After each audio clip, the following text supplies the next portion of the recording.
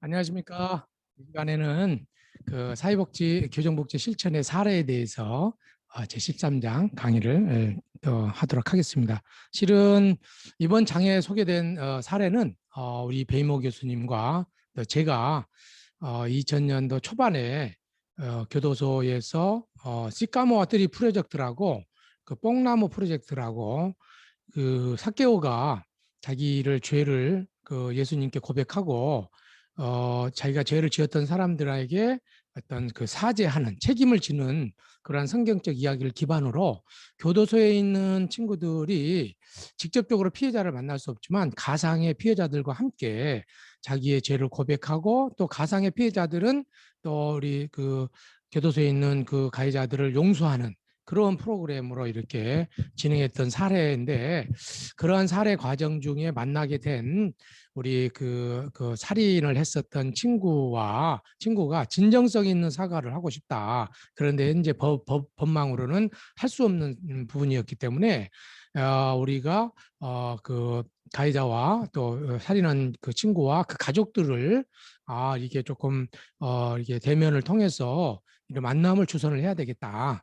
그래서 이제 이것을 이끌었던 베이버 교수님은 미국에 이제 공부하는 시절에 이런 부분들을 이제 이런 부분에서 실습을 하셨던 부분이라 한국에서 처음으로 우리나라 최초로 이러한 살인자와 그 가족들을 그 살인자와 그 가해자의 그 피해자의 가족들 만남의 행사를 진행을 하게 됐고 그 뒤에 한 4, 5년 뒤에 또 다른 단체에서 이렇게 이런 일들을 했는데 오늘 그 사례를 소개를 해드리고 앞서 뭐 우리 사마리아 미라레 같은 경우도 굉장히 중요한 이런 부분들이 아마 활동을 하고 계시다 그런 생각이 좀 들어지는데 특별히 이것이 피해자와 그러니까 그 가해자가 그거에 대한 책임을 지고 피해자에게 이렇게 사과를 한다든지 여러 가지 방법으로 어떤 그 피해자의 피해가 회복되는 방향으로 가고 있다는 것에 대해서 우리나라가 회복적 사법, 또 회복적 생활교육 측면에서 굉장히 활동적으로 하고 있지만 우리나라에서 이렇게 처음으로 했었던 사례다 하는 것들을 여러분들 한번 생각해 보시면서 이 사례 내용들을 같이 한번 보시면 좋을 것 같습니다. 오늘 계시고 해보도록 할게요. 예. 자, 2001년도에 이제 우리가 서울 안양교도소인데 이 교도소 내에서 초의 회복적 사법 정의에 근거한 피해자 가해자 중재 프로그램에 참여하여 당시부터 2018년까지 약 17년 동안 있었던 그 삶의 변화를 살펴본 것이다.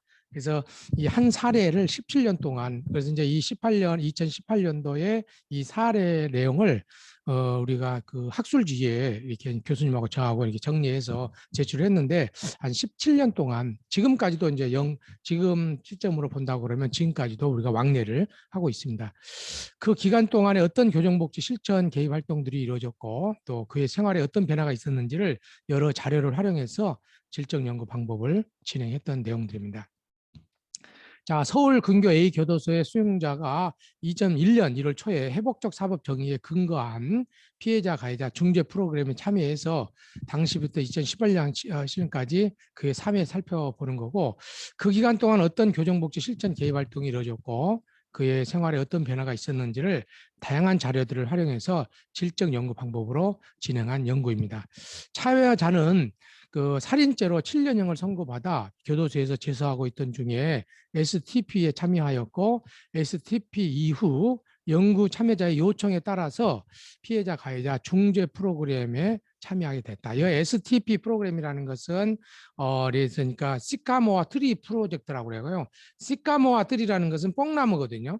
네, 스카모아 트리 프로젝트. 그래서 뽕나무 프로젝트다. 그래서 세계 교도소 연합회에서 피해자 가해자들이 진정성 있는 사과를 하고 피해자의 피해를 회복을 하는데 교도소 내에서는 피해자를 만날 수 없기 때문에 가상의 피해자와 그 가상의 피해자와 그 직접적으로 가해를 했던 사람과 만나서 자기의 잘못했던 부분들, 또 그 가해로 인해서 입었던 피해에 대해서 피해자로부터 이야기를 듣고, 그러는 과정에서 용서의 과정을 거치고, 이런 여가의 프로그램입니다. 그래서 세계 교정복 연합회에서 지금 주로 그 신앙 프로그램으로, 또 회복적 사법 정의 프로그램으로 참여했던 프로그램. 그때는 이제 한 7명 정도, 그다음에 우리 그 피해자들도, 아니 우리 그 가상의 피해자들도 한 7명. 저도 이제 가상의 피해자로 같이 참여해가지고 프로그램 한 2달 정도 했던 것 같아요.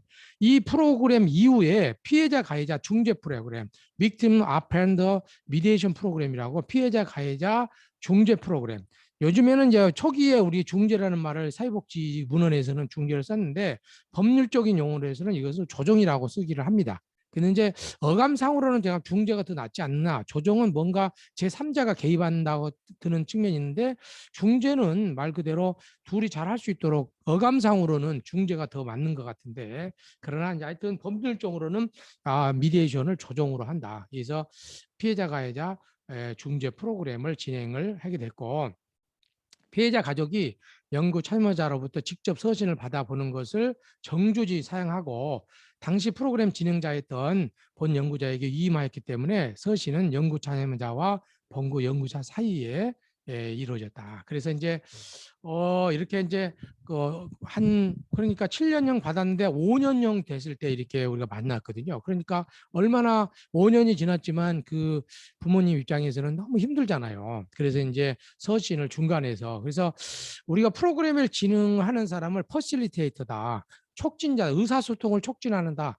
우리 갈등 조정에 있어서도 조정자의 역할이 퍼실리테이터 역할이거든요. 의사소통을 촉진하는 그런 역할을 하는 건데, 이 퍼실리테이터의 역할도 굉장히 중요한 그런 측면이 있는데, 이 이제 방금도 전에가 이제 퍼실리테이터 교육을 한번 했으면 좋겠다고 우리가 이제 여러 다른 사회단체에서 저한테 문의를 왔는데, 실은 갈등 조정이나 내지는 피해자가의 조정도 서로 간의 당사자들이 의사소통을 촉진시켜서 그들이 진짜 원하는 방향으로 갈 수 있도록 만들어주는 역할을 하는 거죠. 그래서 이게 조종자, 미디에이터가 되지만 퍼실리테이터다, 이렇게도 표시를 이야기해도 되는 것이다 생각이 들어집니다. 그래서 이제 이렇게 서신은 연구 참여자와 본 연구자 사이에서 이렇게 이루어지는 됐고, 사례 계획을 보면 A 씨는 당시 23세 군인이셨고, 그 여자친구는 그 이제 군 휴가를 나와 흉기로 여자친구를 살해 후 이후 자신도 투신했으나 살아남는 계기였는데,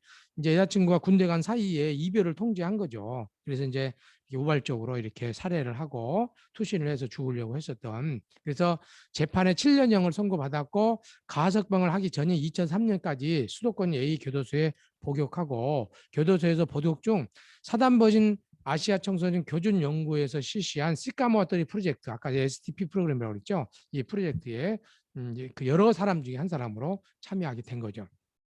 그래서 STP에 참여한 A씨는 STP에서 시카모토리 프로젝트에서 간접적인 범죄 피해자들을 만나면 자신의 잘못을 진심으로 인정하게 되었고, 그리하여 실제 자신의 살인사건 피해자인 여자친구의 가족들을 만나고자 하는 의사표시를 해서 저희 이제 이렇게 연구원에서 그 준비 기간을 가지고 가해자 피해자 중재 프로그램을 진행해야 되겠다, 이렇게 생각을 하고 진행을 한 거죠. 그래서 에이스는 교도소 내에서 공장의 반장 역할을 맡고 모범적인 수용 생활을 하였으며, 주변 재소자와의 갈등이나 신체 장애로 인하여 스스로에 대한 절망감 등을 느끼며 어려움을 겪게 됐다. 그때 이제 떨어지면서 장애를 겪던 부분이었죠.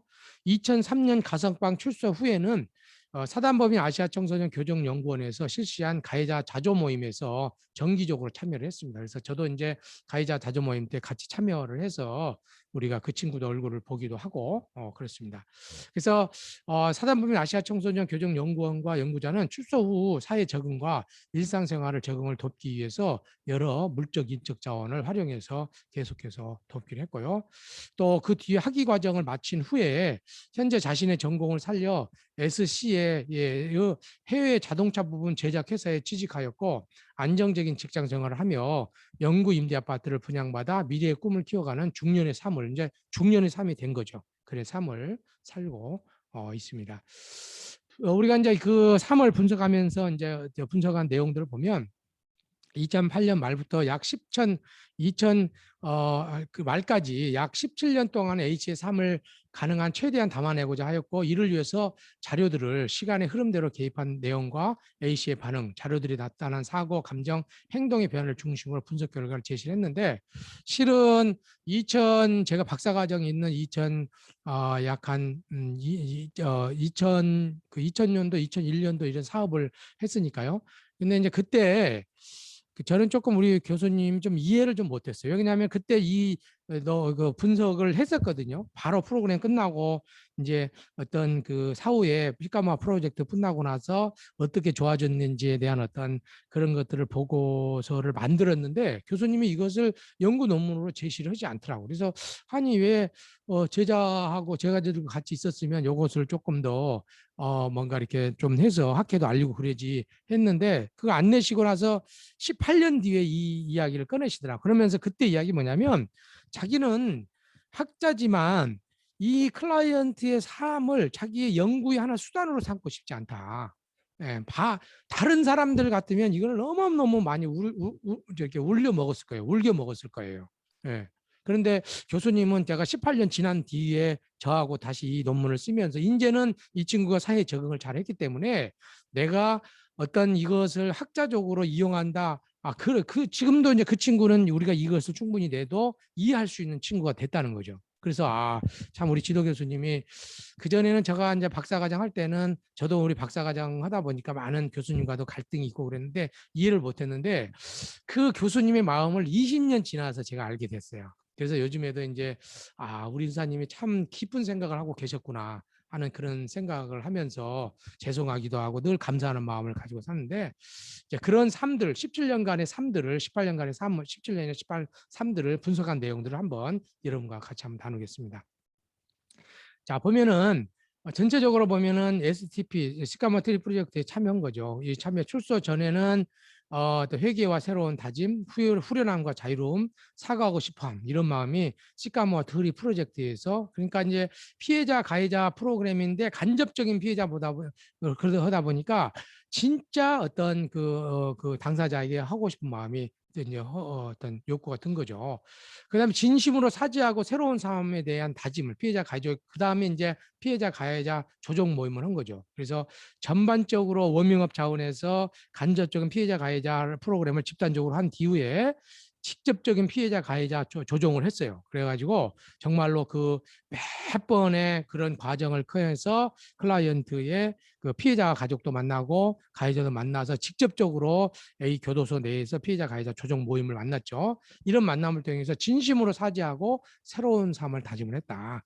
그래서 가해 피해자 입장에서는 정말 안 만나려고 너무 누누이 말씀드렸는데, 근데 이제 가해자가 진정성 있는 사과와 또 변화에 하는 모습을 해주면서 부모님이 이제 그 마음을 열고 만나게 됐고, 이렇게 그러면서 진정성 있는 사과를 하게 되는 결과를 하면서, 그래서 새로운 삶을 출발하게 되는 그런 계기가 됐고, 교도소 생활에서는 신앙의 성장과 성실한 생활, 갈등의 대처 방식의 변화와 노력, 자신에 대한 성찰하는 계기가 됐고, 그다음에 이제 여기는 출소 직후 사회 적응에서는 신앙생활 자조 모임에 참여하고 구직이나 미래에 대해서 노력하는, 그다음에 현재는 학사학위 취득 자동차 회사에 근무하게 되는, 그래서 이렇게 오랜 세월 동안에 사례 관리를 하는 그런 측면을 하고 있습니다. 그래서 이제 저는 이걸 보면서 학교 폭력에 관련된 아이들도 실은 한 번 상담을 해갖고 되는 문제는 아니거든요. 그래서 지속해서 학교 폭력의 문제를 해결하려고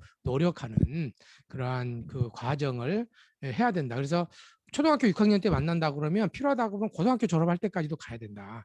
중학교 1학년이라 그러면 중학교 1학년까지도 고등학교 졸업할 때까지도 가야 된다. 저는 이제 이것을 내용을 보면서 그런 좀 시사점을 가지고 있고, 우리 미라레의 그러한 거기에서도 지금 실은 교도소뿐만 아니라 그 사회에 나와서도 적응이 문제이기 때문에 어떻게 사회에 나와서도 지지 체계를 잘 구축해 줄 것인가. 그래서 관계를 잘 지지 체계를 구축해 줄 것인가가 굉장히 중요한 화두다, 이렇게 생각이 들어집니다. 자, 그러면 이제 구체적으로 스카마 트리 프로젝트에 참여하면서 이제 느낀 점을 보면 과거 잘못에 대한 회개, 미래에 대한 새로운 다짐을 하게 됐다. A씨의 만남은 사단법인 아시아 청소년 교정연구원, 지금도 여기에 이제 이사로 참여를 하고 있는데요. 이러한 시카마트리 프로젝트에서 시작된 2001년 초에 그가 복역 중인 교정실에 처음 이루어졌고, 시카마트리 프로젝트는 회복적 사법 정의에 근거해서 1996년 미국에서 개발되었고, 범죄자가 피해자와의 만남을 통해 자신의 범죄 행위에 대한 책임을 인식하여 그 행위의 잘못을 받아들이기를 지향하는 프로젝트다. 그러나 직접적인 프로젝트 아니기 때문에 간접적인 거죠. 피해자 가족에 대한 미안한 마음이 생겼고 매일 피해자 가족을 위해 기도하였으며 또 사망한 그의 피해자 목까지 열심히 더 살겠다고 다짐하는 기회가 됐다. 또 이 프로젝트를 통해서 후련함과 자유로움을 느끼게 됐다. 그동안 자신의 과거 잘못을 숨기고 모르는 척했던 것에서 벗어나서 다른 사람들에게 솔직하고 낱낱이 자신의 잘못을 고백하고 표현하였으며 그 책임을 인정하는, 그러니까 정말 교도소에 간다고 그것이 다 책임을 다 했다 이렇게 안 보기가 쉽지는 않아요. 예. 그래서 정말 이것을 직면해서 뭔가 표현해 줄 수 있는 이런 것들이 좀 필요했던 거죠. 또 참여자 자신의 가족의 고통과 어려움을 알게 되었다. 네, 그래서 교도소 면회온 가족들에게 어떤 어려움이 있었는지에 대해서 물어보고 그동안 몰랐던 가족들의 불안과 두려움, 고통에 대해서 가족들도 얼마나 힘들겠어요. 자녀를 보내고 나서.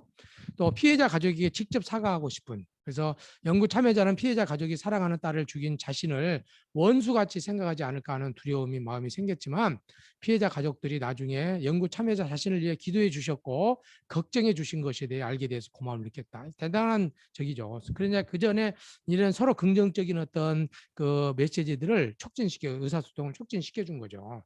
그래서 참 좋은 긍정적인 의사소통을 촉진시켜요. 퍼실리테이터로서의 역할 굉장히 중요한 측면이 있다 하는 말씀을 드리고 싶습니다. 자, 그 다음에 이제 피해자 가족을 만났는데 A씨의 가족들이 피해자 가족과의 만남을 반대를 했습니다. 연구 참여자의 가족들은 피해자 가족에 대한 미안한 마음을 건마로 충분하며 혹시나 피해자 가족들이 분노로 보복할 수 있다는 마음에서 두렵고 불안하다. 그래서 도리어 더 안 만났으면 좋겠다 이렇게 이야기한 거죠. 그런데 이제 피해자 가족이 만남 후 진심으로 사죄하고 새로운 삶을 다짐하는 계기가 됐습니다. 그래서 피해자 가족들을 4개월 동안 다방면에서 각고의 노력 끝에 찾아내고 네 번을 만나고 싶지 않다는 피해자 가족들에게 진행자의 신분, 또 프로그램 목적, 예상되는 결과와 그 밖에 궁금해하는 모든 점들에 대해서 이야기를 했습니다. 그래서 이제 미국의 사례도 이야기하고 이 프로그램 목적이 뭐고 어떤 결과가 예상이 된다. 굉장히 중요한 것 같아요. 우리가 이 프로그램 하면 어떤 결과가 있는지에 대해서 이야기를 해주면 프로그램에 보통 우리가 이제 피해자가 이제 조정을 한번 보면 사람들이 이게 안 하려고 하는 경우가 있어요. 그런데 이것을 하게 되면 어떤 장단점이 있는지 알게 되면 참여하는 가능성들이 좀 커진다. 그래서 저희도 이제 뭐 굳이 설득은 안 하지만 이런 기관의 이런 결과를 통해서 더욱더 우리 학생들이 조금 더 그 좀 이런 본서클에 참여하게 되는, 둘이 같이 만나는 참여하게 되는 그러한 어떤 측면들을 가능성이 많아지는데 지금까지는 그냥 그거 절차만 소개했는데 저희도 이제 제가 지금 조정하고 있는 고3 아이들 중에 하나가 피해자들이 자기는 그냥 법으로 끝까지 가고 싶다 이렇게 이야기를 하더라고요. 근데 다시 한번 우리가 전화를 통해서 이런 결과가 되면 어떤 장점이 있는지에 대해서 설명을 좀 해준다고 그러면 여기에 참여할 수 있는 가능성이 크지 않겠나 그런 생각이 좀 들어지고, 또 치유 가능성을 깨닫게 된 피해자 가족은 결국 피해자 가해자 중재 프로그램에 참여를 결정하게 됐다. 그래서 이 피해자도 여기에 참여함으로써 얻게 되는 유익들 이런 것들을 이야기해 준 거죠. 그죠? A씨는 피해자 가족들을 만난 이후 피해자 가족들이 아픔과 고통을 진심으로 이해했으며 그 고통이 너무나 크다는 것을 알기에 이르렀다. 우리는 피해자 가족들이 뭐 힘들고 어렵고 뭐 그러지만 실은 나를 원수처럼 생각하고 막 적대감이 그런 것만 알지 그들의 어떤 고통과 힘듦 속에 살고 있는 것들은 듣지 못하는 거죠. 그래서 피해자 가족들이 얼마큼 힘들고 어려움 속에 살고 있는지에 대해서 알게 된다는 거죠. 알게 된다. 예, 그런 측면들이 굉장히 이 만남을 통해서 알게 된 거고. 자, 그런 과정에서 이제 남은 교도소 생활은 신앙의 성장과 성실한 생활로 이어지게 되는. 그래서 연구 참여자에게 가장 긍정적인 작용하는 것은 기독교 신앙으로서 교도소 내에서 적극적으로 신앙 생활을 하였고, 신학대학에 진학하고자 하는 계획도 세우게 되다가 이제 앞으로 새로운 삶을 살면서 살겠다 이런 마음도 먹게 되는. 주변의 동료와의 갈등에서 대처 방식을 변화시키려고 노력을 했다. 어떤 효과적으로 갈등을 해결하는 건. 살인 사건 당시 옥상에서 투신한 것 때문에 다리에 장애를 입은 연구 참여자는 자신이 다른 동료만큼 일하지 못한다는 생각으로 스스로를 비하하고, 이런 컴플렉스를 잘못 표현하여 동료와 사소한 싸움이 일어나기도 했고, 연구 참여자는 연구자에게 이런 고민을 털어놓았고, 감정이나 생각을 무조건 숨기기보다는 솔직하게 표현하라는 연구자의 조언을 따르기도 했다. 이때는 우리 저 베이모 교수님이 직접 이 개인 대상에서는 배 교수님이 직접 참여를 하셨습니다. 자, A씨에 대한 성찰을 보면 성격과 부모님의 생활 양식을 우리가 비교를 해보면, A씨의 중요한 변화 중 하나는 자기 자신에 대한 성찰과 되돌아봄이었다. 연구자와의 관계가 긴밀해지며 연구 참여자는 더 솔직한 이야기를 털어놓았고, 피해자를 처음 만났을 때부터 사건 당일까지 이야기를 털어놓았는데, A씨는 살인사건 당시를 회상하며 그 사건이 일어난 데에 본인의 성격이 영향을 미쳤다. 이렇게 설명을 하였습니다. 연구 참여자는 본인의 이러한 성격에 대해 성찰하며, 성격 형성의 배경에는 가족 배경과 부모님의 양육 방식도 있었음을 알게 됐다. 그래서 가족에서 어떤 성격이 나오고, 그런 성격은 부모님의 양육 방식에서 나온 거게 된다. 매우 엄격한 아버지와 지나치게 과잉보호를 하며 착한 아들이기를 바라는 어머니, 너무 지나치는 엄격한 아버지, 너무 과잉보호하는 어머니, 이로 인해서 연구 참여자는 항상 부모님 눈치를 보며 수동적인 성격으로 자랐고, 자신을 괴롭히는 사람들에게도 싫다는 내색을 못하는, 이렇게 내타는 하다가 이게 폭발한 거죠. 그래서 아이들의 성격, 학교에서 아이들의 성격, 정말 부모님의 양육 방식이나 가정의 환경이 굉장히 중요하다. 지금 거기서부터 시작이 된 거죠. 이런 부분이 있다는 거 여러분들이. 자, 그래서 그쪽 보시면은 A씨는 1993년 노예 5대5 미팅으로 그 피해자를 처음 만나게 됐고, 입대하기 전 제대하고 나면 결혼하자 약속까지 이렇게 했는데, 피해자가 갑작스럽게 뭐 전도사와 결혼하게 되었다고 이별을 이렇게 좀 하게 되면서, 헤어짐의 충격과 슬픔에 아무것도 제대로 하지 못한 A 씨는 도망치고 싶다는 생각을 이렇게 했고, 피해자를 설득하기 위해서 만났지만 의견 차이가 좁혀지지 않고, 분노한 연구 참여자는 피해자를 살해하고 자신도 옥상에서 투신하게 되는 그러한 일련의 과정을 겪게 되었습니다. 연구 참여자 성격을 보면 소심하고 자신감이 부족하고 말을 못하고 한 번에 폭발하는, 이게 폭발 성격이 문제가 되는 거죠. 가정 내 양육 환경을 보니까 매우 엄격한 아버지, 순종과 착한 아이들을 바라는 어머니 사이에 여러 가지 어려움이 있었고, 여자친구에 대한 분노, 갑작스러운 헤어짐의 통보에 큰 충격과 버림받는다는 느낌, 배신감을 넘어서 증오심까지 생기게 되는, 군대 내 환경에서도 어려움이 있어요. 헤어지자는 통보를 받은 후 소통이 제한된 군대에서 답답한 무기력을 느끼게 되고, 책임지고 해야 할 일을 제대로 하지 못하고 도망가고 싶은 마음이 군대 내 환경에서 발달하면서 이것이 폭발하게 되는 그런 과정이 있었다고 분석할 수 있겠습니다. 자, 이렇게 해서 이제 문제가 생겼는데, 출소 후 나중에 이제 그 여러 가지 프로그램을 통해서 출소 후 사회 적응 및 자조 모임에 참여하게 되었는데, 자 보면은 이제 아까 이제 여러 가지 이제 아까 이제 시카 STP 프로그램, 피해자가 이제 중재 프로그램 이런 걸 하면서 계속적인 사후 관리 프로그램 이제 출소하면서 이제 더욱 사후 관리 지속적인 프로그램을 이제 계속 거기에 참여하게 된 거죠. 그래서 신앙생활 자조 모임 참여로 긍정적 에너지를 얻게 됐다. 연구 참여자가 출소 후에 가장 먼저 한 것은 출석한 교회를 찾는 것이었고, 꿈과 비전을 주며 용기를 북돋아주는 교회를 찾았고 등록해서 교회 생활을 시작을 했다.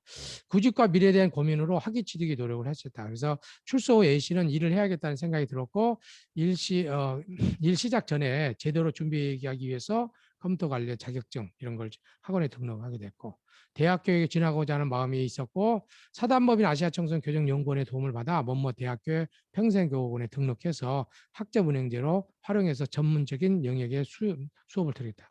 사회복지를 공부를 했거든요. 그래서 여기는 이 대학은 주로 이제 우리가 아시아 청소년 연구원에 연구원이 있는 대학이에요. 저희 학교도 근무했었던 교수님 대학인데 서울 근교의 대학에서 이렇게 공부를 하게 되는 그러한 과정을 거치게 되었습니다.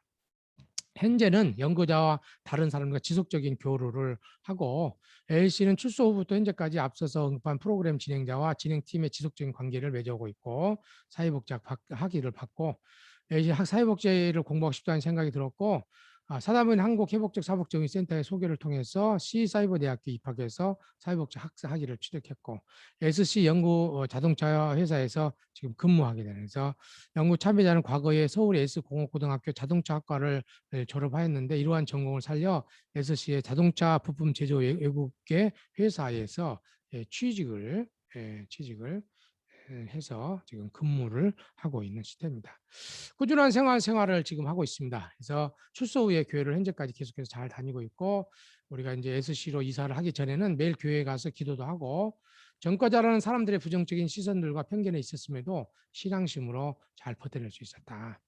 범죄자들과 범죄 피해자들의 아픔을 함께하고자 교정복지 실전 프로그램을 처음 시작한 단계에서부터 시작 당시에는 교수들이나 연구자들이 연구를 위해서 대상자를 이용한다는 인식이 팽배해 있었기 때문에 이를 안타깝게 생각하여 애초부터 연구 논문을 작성하려는 생각을 의도적으로 폐시켰다. 그래서 이제 제가 참 우리 교수님께 존경하는 부분이 우리는 실은 이게 그 클라이언트를 하나의 수단화돼서는 안 된다. 정말로 클라이언트의 삶을 위해서 그래서 20여 년 동안 그런 내용들을 이제 충분히 적응된 상태에서 하셨다는 것을 저는 정말로 그래서 여러 사람을 돕는 것도 중요한 한 사람을 잘 세우는 거 이것이 하나님 나라는 정말 그 양이 있지 않다.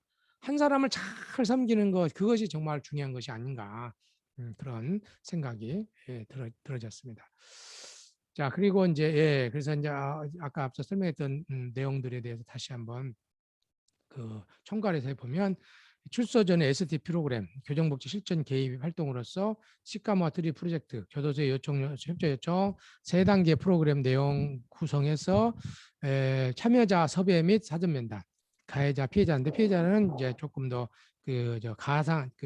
간접적인 피해자를 섭외를 했고 미디에이터 중재자 역할을 이렇게 참여를 했습니다. 과정에서는 퍼실리테이터라고 이게 의사소통을 촉진시키는 그런 역할을 하게 됐고요. 참여자의 반응 및 변화 보면 과거 잘못에 대한 회개와 미래에 대한 새로운 다짐, 후련함과 자유로움을 느끼게 됐고 참여자 자신의 가족의 고통과 어려움을 알게 됐고 피해자 가족에게 직접 사과하고 싶어 했다. 자, 그럼 이거 위에서 피해자 가해자 가족 만남을 통해서 지속적인 서신교환 면회를 통해 사회적 지시를 제공하고 피해자 가족을 만나고 싶다는 참여자의 욕구를 받아들여 피해자 가족과 접촉 필요한 정보를 제공했다. 만남을 위해서 연구 참여자와 피해자 가족 각각 사전 면담을 했고 위기 상황을 대비했고 국내 최초로 교정시설 내에서 가해자, 피해자, 가족 만남을 실시를 하게 됐습니다. 연구 참여자들의 가족들이 피해자 가족 만남을 반대를 하고 했지만 피해자 가족 만남 후 진심으로 사죄하고 새로운 삶을 다짐. 그러니까 의외로 이게 나는 피해자들이 안 만날 가는데 또 가해자의 가족들도 그런 두려움 때문에 만나지 않아요. 그러니까 사람은 회피하는 것은 이게 두려움 때문에 그러거든요. 이런 것들을 잘 좀 조절하는 것이 필요하다 생각해요. 교도소 이후 생활에서 아까 말씀드렸던 것처럼 지속적인 서신 교환, 면회를 통해 사회적 지지를 제공하고 신앙 상담의 멘토 연결, 진로 및 출소 후 직업 취업에 대한 상담, 다른 동료와의 갈등에 대한 좋은 상담 이런 것들. 그래서 신앙의 성장과 성실한 생활, 또 주변 동료와의 갈등에서 대처 방식을 변화시킨 노력, 자신에 대한 성찰, 성격과 부모님의 양육 방식에 대한 대해서.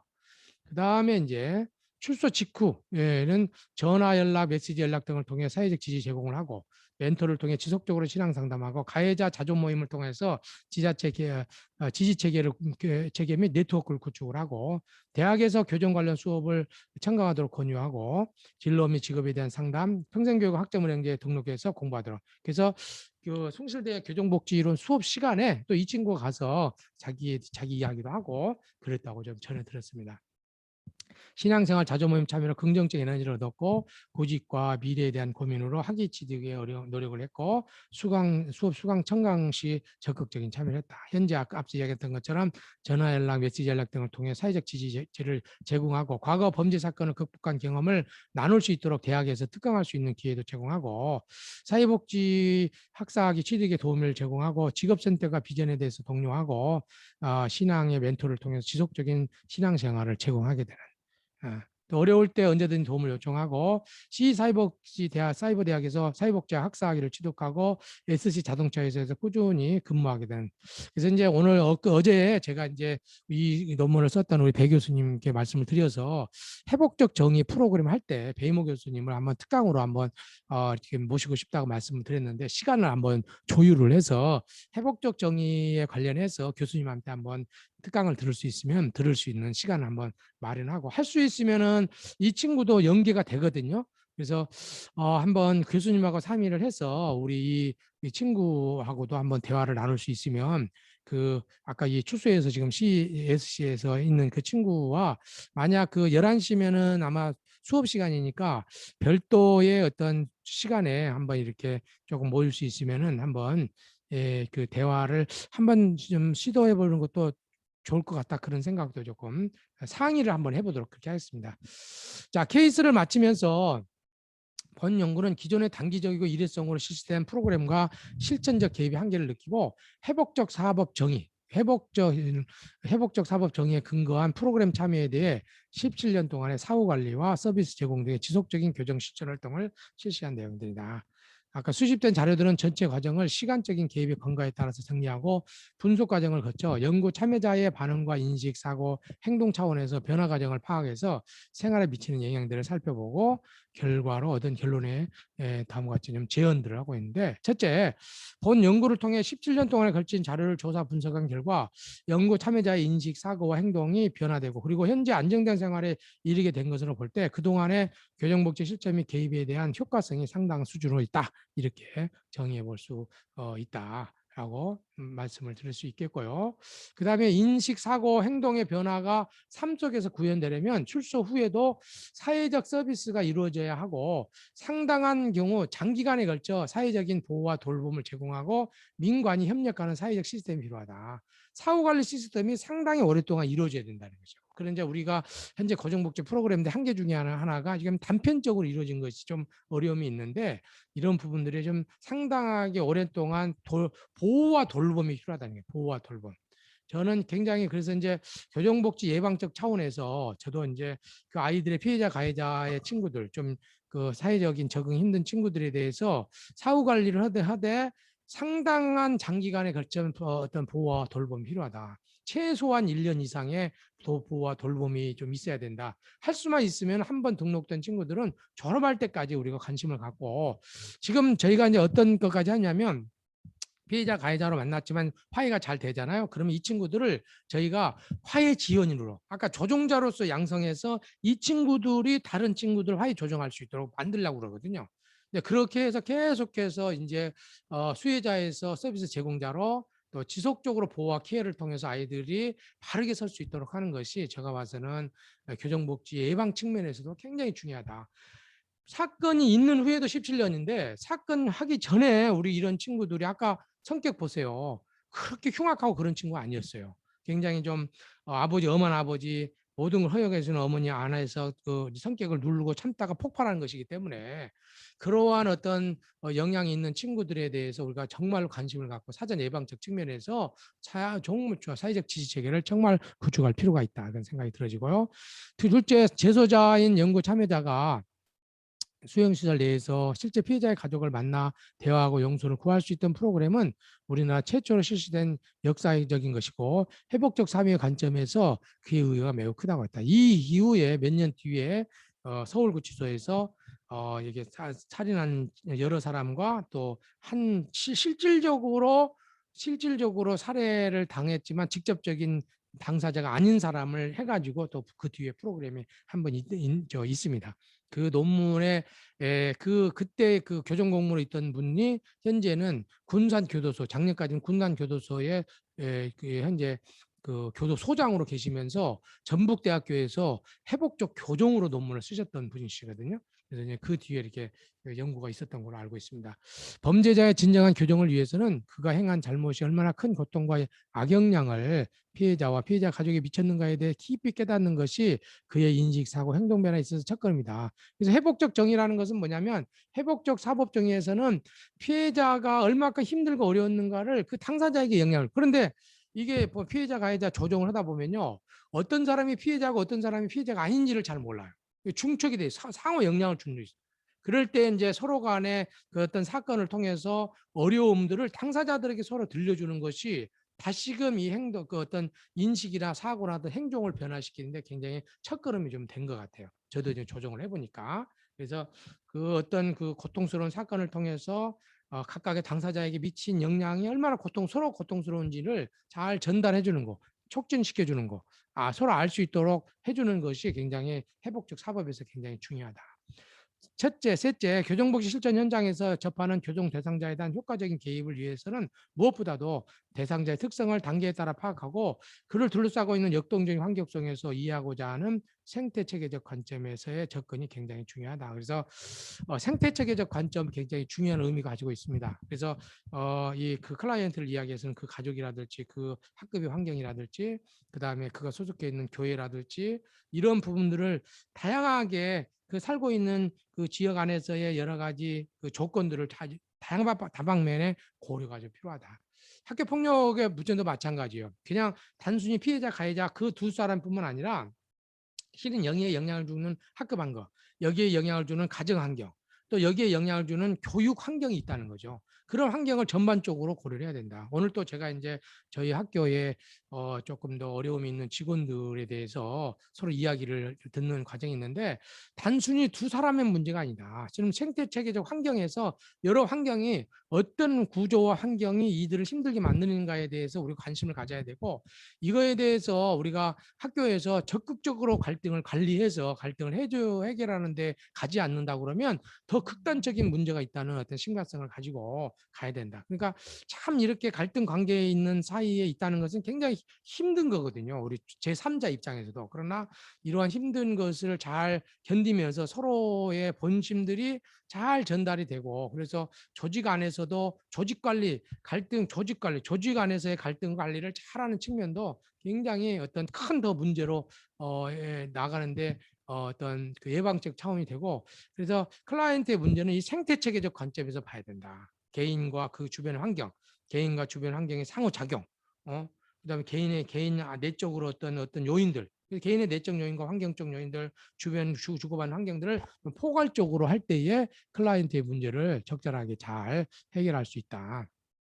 그 다음에 앞서 설명드렸던 것처럼 이렇게 다차원적인 관점을 활용해서 연구 참여자의 심리 정서적뿐만 아니라 영적인 측면, 출소 후 취업 준비와 구직 또 그의 사회생활에서 대인관계 측면에서도 지대한 관심을 어떤 갖고자 노력하는 것.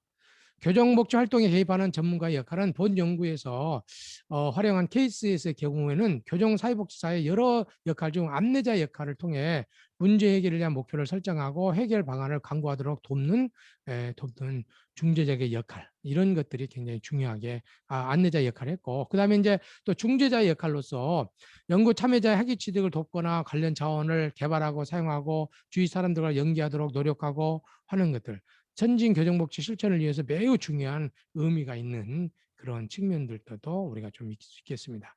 자, 그다음에 전문적 중재자가 진행하는 피해자 범죄자의 만남은 교정복 실천의 새로운 방향이다.